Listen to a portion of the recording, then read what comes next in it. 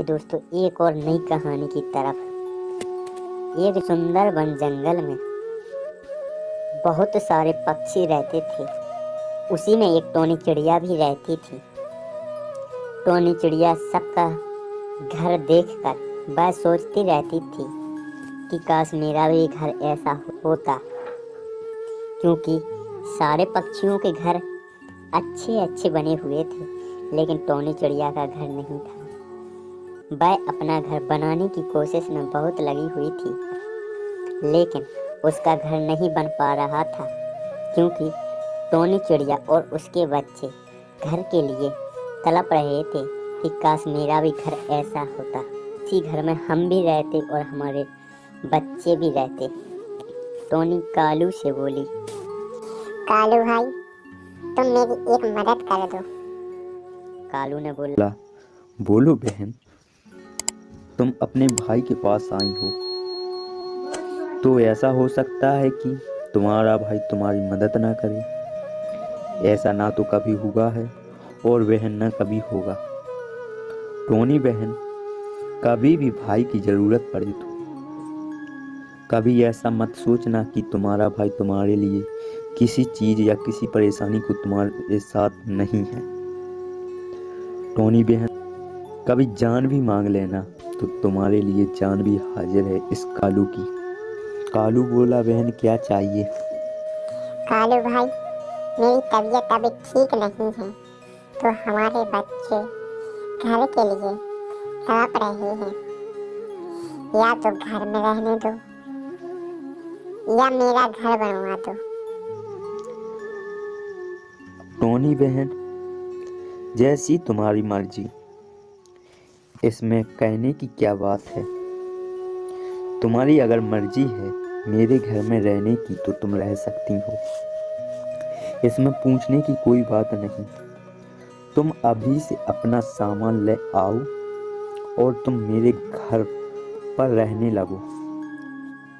Tony बोली, नहीं कालू भाई, तुम्हारे घर पर तुम्हारे भी बच्चे हैं और तुम्हारा घर इतना बड़ा भी नहीं कि हम लोग इतने सारे रह सकें।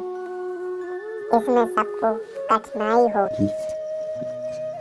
तो तुम ही बोलो टोनी बहन, क्या करना है? कालू भाई, एक काम करो, मिलकर जितना हो सके एक घर बनवा दो। लेकिन टोनी, घर काय का बनाना चाहिए, मिट्टी का या फिर लकड़ी का? कालू भाई, लकड़ी का। चलो ठीक है। फिर जंगल की तरफ निकल पड़े। 2-3 दिन बीतने के बाद टोनी का लकड़ी का घर बन जाता है और फिर दोनों ने अच्छी मेहनत की, जिससे लकड़ी का घर बहुत अच्छा बन गया। लकड़ी का घर बनते ही टोनी चिड़िया वहाँ पर रहने लगी और साथ ही उसके बच्चे भी रहने लगे। तो टोनी चिड़िया कालू भाई को बहुत बहुत बधाई देती है। कालू भाई, अगर आज तुम ना होते तो ना जाने हमारा और हमारे बच्चों का क्या होता। नहीं टोनी बहन, कभी अपने आप को अकेलापन मत समझना। मैं तुम्हारे मरते मरते दम तक तुम्हारे साथ हूँ और साथ ही रहूँगा। फिर कालू अपने घर चला जाता है। फिर वहीं पर थोड़ी देर बाद टोनी के बच्चे कहते हैं, माँ, कालू भाई कितने अच्छे हैं कि हमारी इतनी मदद की है कि अपनी जान तक भी तुम्हारे लिए देने के लिए तैयार हैं। माँ, कालू भाई कितने अच्छे हैं। हाँ छोटी, कालू भाई बहुत अच्छे हैं और हमको उनका एहसान कभी नहीं भूलना चाहिए। कुछ दिन बीतने के बाद टोनी चिड़िया के बच्चे बहुत बड़े हो गए थे और उनका अब नहीं खिलाने की ज़रूरत नहीं पड़ती थी। अब वह अपने पेट कहीं भी पाल सकते थे। एक दिन टोनी चिड़िया जंगल में लकड़ियाँ लेने के लिए निकल पड़ी और यहाँ पर दोनों बच्चों में लड़ाई प्रारंभ हो चुकी थी। दोनों बच्चों में लड़ाई होते ही माँ वहाँ पर पहुँच गई और बोली, तुम दोनों लड़ क्यों रहे हो? तो बच्चों ने कहा, माँ छोटी की गलती है, हम खाना खा रहे थे तो वह हमको मारने लगी कि तुम यह खाना नहीं खा सकती। मुझको खाना है। माँ बोली, तो इसमें लड़ने की क्या बात है, तुम खा लेते, मैं आ जाती तो तुम्हारे लिए बना देती, कोई भूखा थोड़ी रहता। लेकिन तुम दोनों को लड़ने का कोई बहाना चाहिए। कालू भाई के बच्चे देखो, वह कभी भी नहीं लड़ते हैं और एक दूसरे की मदद करते हैं, और उनको कभी नहीं सुनी होगी कि उनकी आज लड़ाई हुई है। लेकिन तुम लोगों को तो कितने दिन का यह लड़ना झगड़ना बना रहता है, एक दूसरे को मारना और उनको कूटना ही तुम लोगों को अच्छा लगता है। लेकिन तुम लोग को कितना समझाएं, लेकिन फिर भी तुम लोगों की समझ नहीं आती है।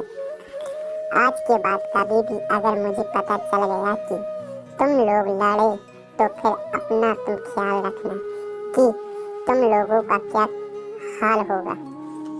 इस बात से टोनी चिड़िया के बच्चे को यह बात टोनी की लग गई और वह दोनों एक साथ मिलकर अच्छा काम करने लगे और वह दोनों कभी भी नहीं झगड़े।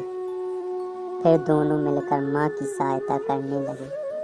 तो दोस्तों, इस कहानी से क्या आपको सीख मिली कि हमें मेहनत करनी चाहिए और बड़ों की हमेशा बात माननी चाहिए। अगर आपको इसी प्रकार की और सी वीडियो अगर पाना चाहते हैं तो हमारे चैनल में जाकर हमारे चैनल को कर दीजिएगा सब्सक्राइब, और इसी प्रकार की और सी वीडियो अगर पाना भी चाहते हैं तो हमारे कमेंट में ज़रूर बताएं।